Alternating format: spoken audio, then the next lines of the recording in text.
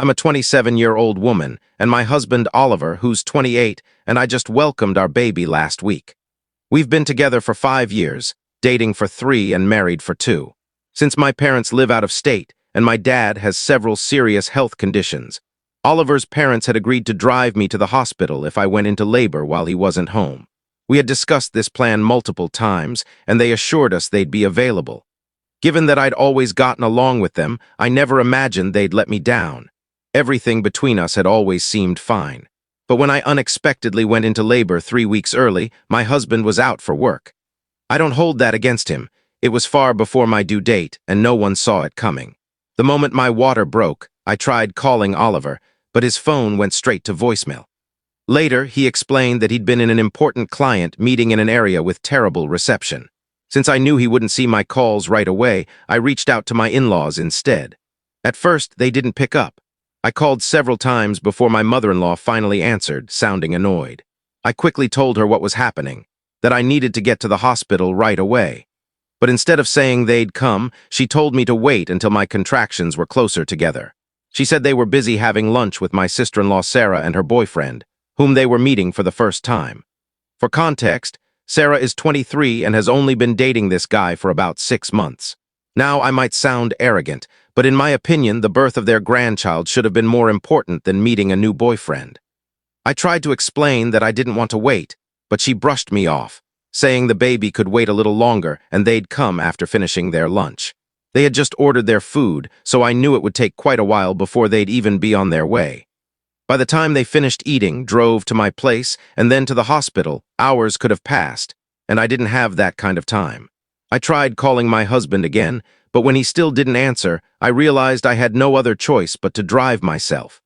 Thankfully, my contractions weren't too strong yet, and I managed to make it to the hospital safely before they got worse. Once I got checked in, I just focused on getting through labor.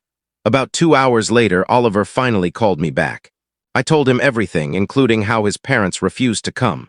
He was furious and said he'd be there as soon as possible. Another 2 hours later, he arrived, and by then I was already deep into labor. After several more hours, our baby was born. In the excitement and chaos of it all, I barely thought about my in-laws. They didn't show up or even call that day or the next. 2 days later, they finally phoned Oliver, casually asking if everything had gone smoothly. They claimed they'd been so distracted by lunch that they completely forgot I was in labor. How anyone could forget about their grandchild being born is beyond me. Oliver completely lost it on them. He told them they were selfish and irresponsible, and that after what they did, they shouldn't expect to have any relationship with our baby. He said if they wanted to be grandparents, they could wait until Sarah had kids someday. Then he hung up and blocked them. Moments later, I started getting messages from my in-laws and Sarah accusing me of snitching and making them look bad. They claimed I was overreacting and that nothing bad actually happened since I got to the hospital safely. I replied, explaining that this wasn't about the outcome. It was about their failure to keep a promise. They were supposed to be there when I needed them, and instead they chose lunch. And even after all that, they didn't apologize or show an ounce of remorse. To me, that said everything. This was about respect, about keeping your word. I told them that Oliver's reaction reflected both of our feelings, and that they didn't deserve to be around our child if they couldn't respect his mother. They still insisted we were taking things too far, but I completely disagree. I read through a lot of feedback, and it really helped me feel more certain. Oliver and I talked it over and decided to stick with our decision. They are not welcome around our baby. They failed us when we needed them most, and they still haven't owned up to it. How can I forgive someone who doesn't even think they did anything wrong? We've both blocked them. Honestly, it's been a relief. Newborns require so much time and attention that we simply don't have energy to waste on drama. If they keep trying to guilt-trip us, they're wasting their time. We're not responding. I know his family likes to act like they're all about family unity, so cutting them off is probably driving them crazy. But that's not our concern anymore. To my surprise, Oliver hasn't seemed particularly sad about it. He's just focused on the baby, and that's all that matters. My parents are visiting soon, which I'm grateful for. I just hope my in-laws don't try to stir up anything while they're here. My dad's health is fragile, and the last thing he needs is unnecessary stress. My parents arrived last night and will be staying for a few days. Having my mom's help has been amazing. especially since Oliver's still working from home and can't be fully hands-on during the day. Thankfully, any trouble my in-laws are causing is limited to online nonsense. They've been creating fake accounts to message us, saying we're being unfair and that they had their reasons for staying at lunch. They keep insisting it wasn't a big deal since the baby was fine. They're missing the entire point. It's not about what happened to the baby, it's about their complete disregard for their commitment. They proved they were unreliable when it mattered most. If they truly cared about their grandson, they would have cared about how he came into the world, too. We don't care about their excuses anymore. We've made up our minds. Maybe that makes us the villains in their story, but honestly, I don't care. Oliver, my parents, and I are on the same page. Those people don't belong in our lives. We haven't even told my parents the full story yet, especially my dad, because we don't want to upset him. He has several heart issues and he worries easily. The stress could be dangerous for him, so we're keeping things light while they're here. My parents just left after a week-long visit and I already miss them. They were such a big help, especially my mom. She said they'll try to come again before the month ends.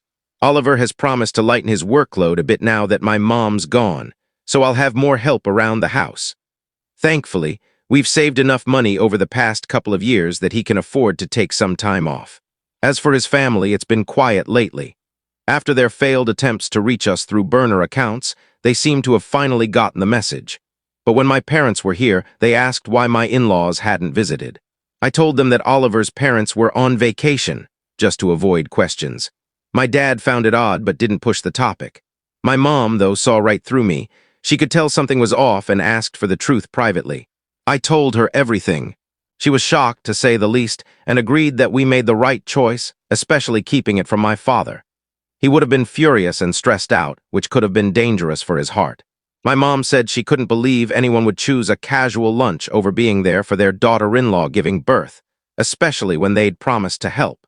She said she'd never forgive herself if she'd done something like that. She also reminded me that I don't owe them forgiveness or another chance. They made their choice, and now they're living with the consequences. They had an opportunity to step up, but they chose to ignore it. And honestly, after everything, I don't feel guilty anymore. And that was all I needed to hear. My mom told me straight up that the reasons my in-laws kept throwing around didn't matter anymore, because if they'd truly been serious, we would have known long before. Since they clearly weren't, then those reasons were just weak excuses. Simple as that. So that's how I've decided to see it, and I have absolutely no plans to entertain them any further. It's been 2 weeks since everything went down, and honestly, we'd almost put the entire situation with my in-laws out of our minds. Between caring for a newborn and adjusting to this new chapter, we barely had time to think about them. That was until this morning. Around 9 a.m., right in the middle of breakfast, the doorbell started ringing non-stop.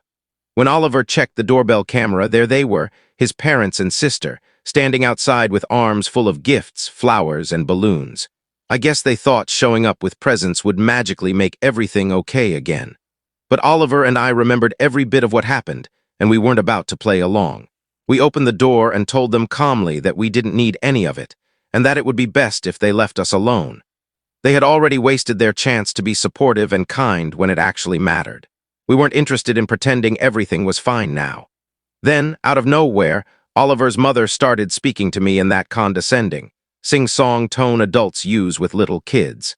She said she understood why I was upset, that everyone makes mistakes, and that it was time to move past it all for the baby's sake. The way she spoke to me made my skin crawl, like I was some child who didn't understand real life.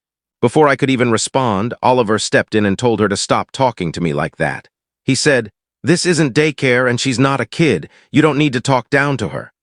Then he told them point-blank that decisions about our son's well-being were ours to make, not theirs. They had lost the privilege of being called grandparents when they abandoned me during labor. That's when the situation started to heat up. His parents began arguing, saying we were taking things too far and that it had already been weeks, so we should forgive and forget.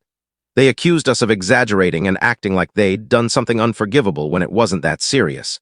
Then they went on to claim we were being unfair to our baby, robbing him of his grandparents and aunt out of pure spite. That was the moment I completely lost my patience. I told them they weren't entitled to an explanation, and that if they didn't leave immediately, I'd call the police. I told them our son would never lack love. He already had ours, and that was more than enough. They clearly didn't care enough when he was being born, so we didn't need them trying to play the loving family now. I reminded them they'd never once apologized to me. All they'd done was call me a tattletale and accuse me of overreacting. My voice rose. I don't usually shout, but at that point I was beyond done. Their arrogance was infuriating. After everything they did, they still had the nerve to act like I was the villain.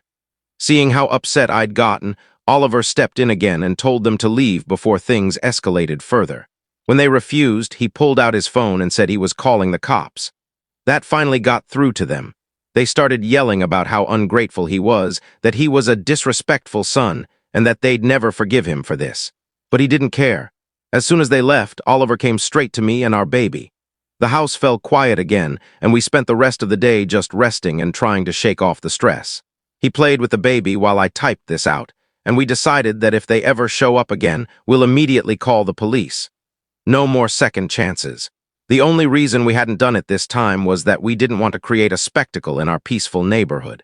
But honestly, I'm done caring about that. I've reached my limit with them.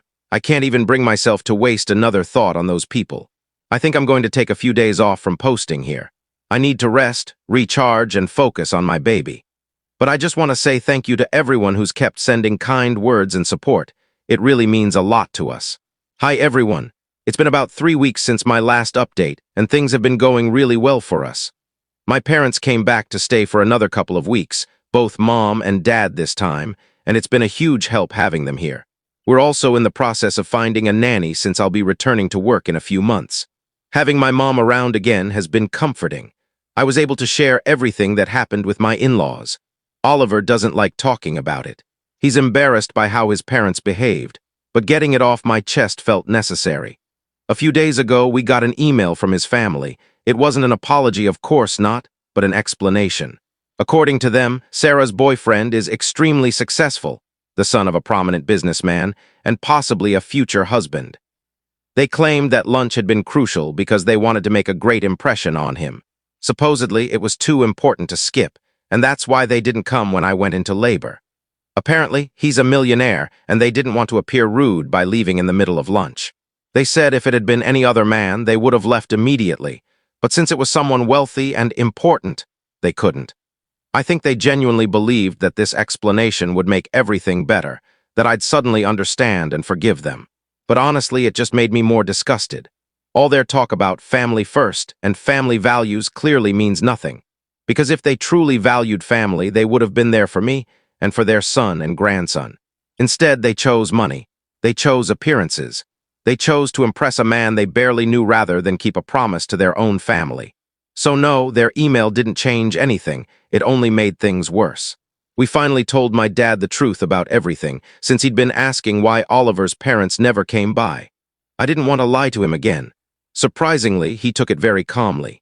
He said that since we've already handled it, there's no need to involve ourselves with them anymore. He told me he was proud of me for standing up for myself, for protecting my family, and for cutting off toxic people no matter who they were. He also said he respected Oliver even more now for standing by me and confronting his own parents.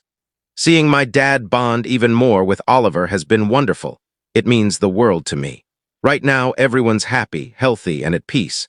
And honestly, that's all I ever wanted from the start. If you enjoyed this story, don't forget to leave a comment, hit subscribe, follow for more, and turn on the bell icon so you never miss the next one.